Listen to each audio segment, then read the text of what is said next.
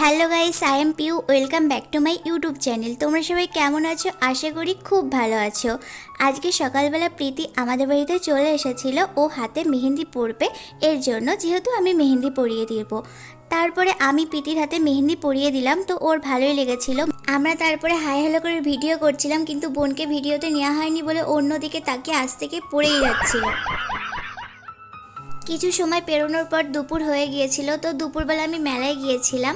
তো মেলার থেকে আমি এত কিছু জিনিস নিয়ে এসেছিলাম। বেশি দোকান খোলা ছিল না, কয়েকটা দোকান খোলা ছিল। যা দোকান খোলা ছিল তাই আমি কয়েকটা জিনিস কিনে চলে এসেছিলাম। তারপরে বাড়ি এসে আমি ওয়াল পেন্টিং করছিলাম আমার নিজের ঘরে, যেহেতু ঘরটায় কিছু আঁকা নেই, একই ডিজাইন, তার জন্য ভাবলাম একটু কিছু পাল্টানো উচিত। তাই আমি একটু ওয়াল পেন্টিং করতে শুরু করে দিলাম।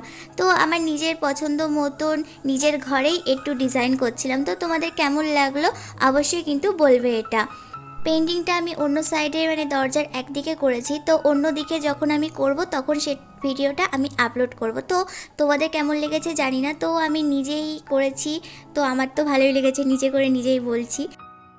তারপর সন্ধ্যা হয়ে গেছিলো, একটু কম্পিউটার সেন্টারে গেছিলাম। তো সেখানে বান্ধবীদের ফটো তোলার নাম করে ভিডিও করতে শুরু করে দিলাম। তারপরে আমরা কম্পিউটার সেন্টার থেকে রেস্টুরেন্টে চলে গিয়েছিলাম আমরা 3 বান্ধবী মিলে কিছু খাবার খাওয়ার জন্য। আর ওরা তো এইদিকে ফটো তুলতে অনেক বিজি। আমি অর্ডার করেছিলাম চিকেন পকোড়া আর ওরা অর্ডার করেছিল চিকেন চাউমিন। তো তারপরে আমরা একসাথে খাওয়া দাওয়া শুরু করে দিয়েছিলাম আর একটু আধটু ভিডিও বানিয়েছিলাম। না না, তোমাদের দেবো না, তোমরা কিনে খাও আর ভিডিওটা দেখতে থাকো।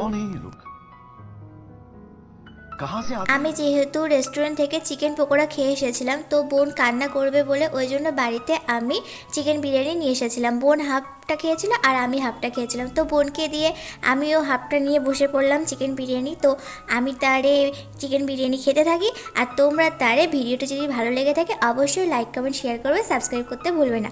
টাটা বাই বাই, সবাই ভালো থাকবে, সুস্থ থাকবে।